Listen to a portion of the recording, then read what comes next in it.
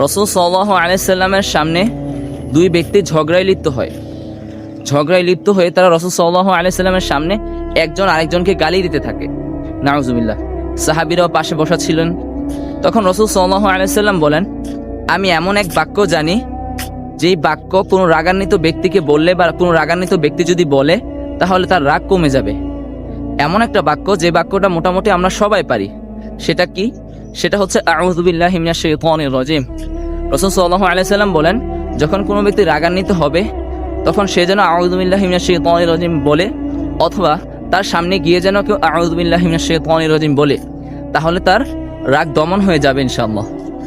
আর আমরা যদি রাগান্বিত হই তাহলে আমরা দাঁড়ানো অবস্থায় রাগান্বিত হলে আউযু বিল্লাহি মিনাশ শাইতানির রাজিম পড়বো এবং বসে পড়বো। বসার পরও যদি আমাদের রাগ না কমে তাহলে আমরা ওযু করে নিব, আমরা হাত মুখ ধুয়ে নিব। তারপরও যদি আমাদের রাগ না কমে তাহলে আমরা পুকুরের মধ্যে নেমে যাব। ইনশাআল্লাহ আমাদের রাগ কমে যাবে।